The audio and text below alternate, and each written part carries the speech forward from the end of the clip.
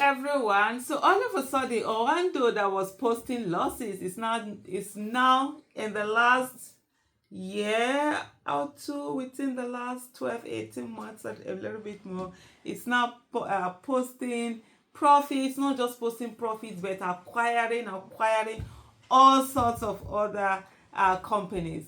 And then, by the way, Oando, I think it's Wole Tinubu that is there heading that, and he happens to be the brother of the former governor of Lagos State, Ahmed Bola Tinubu, or is it Bola Ahmed Tinubu?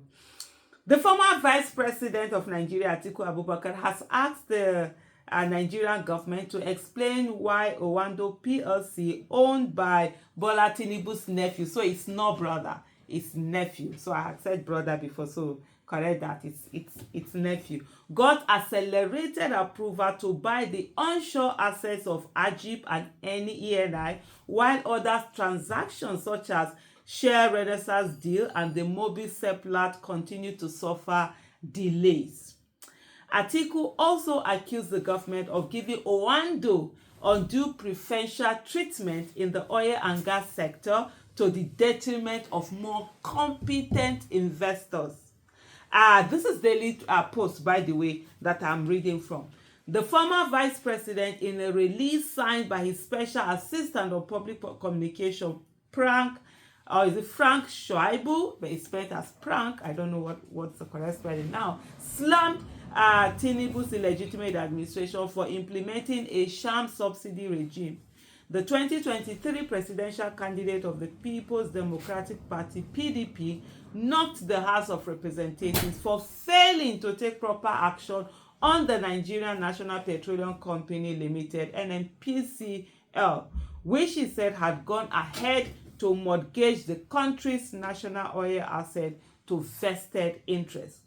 Atiku continued, within just 8 months, the Nigeria Upstream Production Regulatory Commission, NUPRC, approved a deal which saw the divestment of ENI Ajib onshore assets to Oando.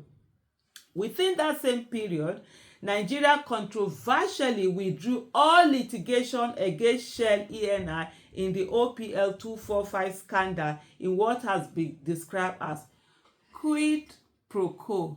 Do for me, I do for you. That's the basic meaning of that quid pro quo. Quid pro quo. Ideally, democracy ought to be the government of the people, for the people, and by the people. But democracy in Nigeria has become government of Tinubu, by Tinubu, and for Tinubu and his family members. And by the way, I did a tweet the other day and I said, soon, shall Tinubu change the national anthem to the one that he wanted? In no time, he will be changing Nigeria to Tinubu and Sons Limited. Atiku added, in July 2023, the House of Representatives, following the adoption of a motion moved by Miriam Onoha, directed NNPC Limited to suspend the acquisition of OVH assets pending an investigation by its committee. The House Ad Hoc Committee requested that the NNPC Limited to furnish it with information about registration document /history from CAC for OVH New Oil and NNPC Retail Limited NRL board resolution of NNPC Limited on purchase of OVH, audited financial statement and management account from 2015 to date of OVH New Oil, NRL and NNPC Limited, and the payroll from 2015 to date for NRL and OVH board resolution of NRL/CHQ for movement of head office to Lagos and evidence of tax payment for NRL and OVH from 2015 to date. As I'm just reading these things, I'm having headache. Because really, when they talk about that economic capture, there was someone that did a tweet and said, before the 2023 election, say if Nigeria make the mistake of, putting allowing Tinubu to rig it or get his way into office. That was even before election, putting them there. Nobody even, of course, he now went ahead, even though Nigerians didn't put him there, he went ahead to rig his way there. That by the time they get in there, they're going to konobi everything the way they konobi Lagos. That it's like a locust. When they come in, they don't go. He said the other one, they will come like the Buhari's gang came, ate, and left. Say these ones will eat and they will not leave. They will make sure that they are squeezing Nigeria from now to their kingdom come. One of the things I've always said to her is that if Aisha Yusuf will ever become the president of Nigeria, you see all these things that people have done anyhow to mortgage the economy of this country.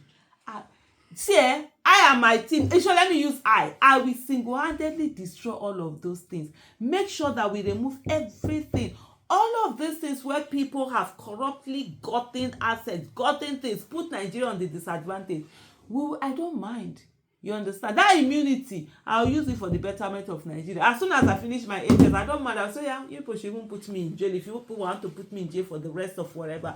But ensuring that Nigeria gets its assets back. Because all of these things now, they'll come and say that, oh, they did it with the law, they did it whatever, well, and they've gotten this, they've paid that. Meanwhile, it's literally people just literally konobing what belongs to everyone in Nigeria and just turning it into private assets. All of these oil wells, whatever, that are in the hands of whatever big shots, we're going to put it back. It's either you're giving the nation what is commensurate, what it's supposed to have. But anyway, that's for me. I've always said that too. So that for me to be like 100 years after I'm gone, I want people to look back and say, there was a woman called Aisha Yusuf that came and fixed the country and did a whole lot without fear and favor. You step on people's toes. People are afraid of stepping on people's toes. You step on people's toes and get a country that works for everyone. Let everyone have that semblance of good governance, not the one that some people are the ones enjoying. You see, you go to the airport, you see a whole family, they are in business class. You calculate how much is a business class ticket, and you are seeing those people. There is no work that this family have done other than Nigeria to chop Nigerian money, pack Nigerian where that some people have, allocated to themselves. And we think that will continue and Nigeria will be a country. How? But anyway, let me come back to what Atiku is saying, because this one is Atiku that has been talking. He said, the NNPC ignored all this and went ahead to transfer its ownership and properties in its retail arm to OVH, thereby mortgaging the future of Nigeria. The first time I actually saw that particular tweet, that report, I was like, is this actually true? Where they say NNPC has, handed over all its retail this into Oando. Oando is not the one that owns this company that now owns all of this. Hello? And if you look at, there was a particular report I was reading earlier on where he just talked about all the losses, that Oando had been making. I think it was what was it again? This newspaper media outfit that was talking about the fact that a lot of losses that had been made, because it was looking at those that would want to invest in the shares of Oando, and he said Oando's return to profitability to strategic acquisition, the prospect for investors. So he took people through it. I think I'm going to do a separate video on this that just handles this alone instead of putting it and lumping it here. And you see how magically it's like this one. Last year, Oando stock delivered an impressive 159% year to date gain. And then the momentum continued into 2024, albeit with a modest start as the share price increased by so much. And then they talked about the fact that they started making pre-tax profit now instead of the losses that were being done. And it went ahead to just look at that whole thing. But here at the end of the day, you know that there's someone called with the same surname as someone in Oando who is illegitimately occupying the office of the president. Thank you so much for watching. Bye.